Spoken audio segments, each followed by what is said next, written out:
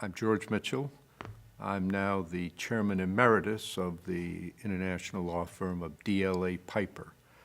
I left the Senate in 1995 and joined a law firm in Washington, which through a series of subsequent mergers became the firm of DLA Piper.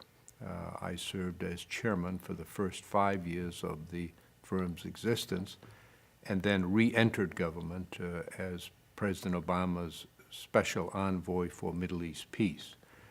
I served in that position for about 2.5 years and then left and returned to the law firm, and I now am based in New York and I practice law.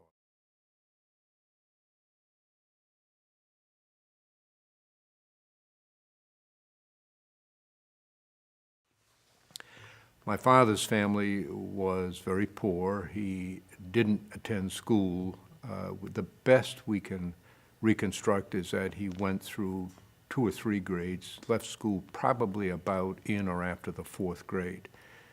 And he had a hard life. He worked in the woods in Maine as a woods worker, where because most of the workers, or at least many of them, were French-Canadian from Quebec, he became fluent in French.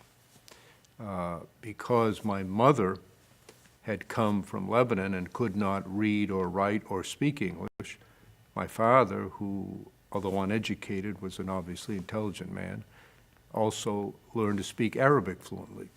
So here was this young man who had no education, but who could speak 3 languages. So they grew up in Waterville, and I was the 4th of 5 children that they had.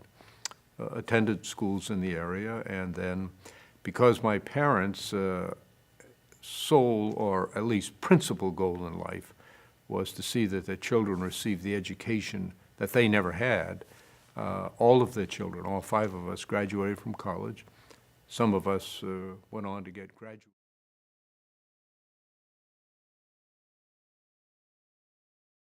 What became known as the Second Intifada, or Palestinian uprising, occurred or began in late September of 2000.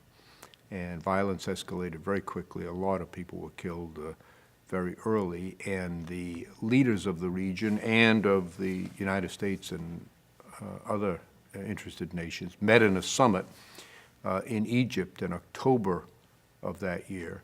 And searching for ways to deal with the situation, one of the suggestions on which they agreed was to create an international commission to look into what happened, to prepare a report, hopefully in a manner that would enable the parties to get back to talks. And the parties agreed to ask me to serve as chairman of that international commission, which I did. And we spent many months in the area. Came up with a report which became known as the Mitchell Report, which interestingly was accepted by the government of Israel, accepted by the Palestinian Authority, accepted by the United States, accepted by the European Union, but then nothing happened. There was no follow-up to implement it, and eventually it joined the many other studies on the dusty shelves of history.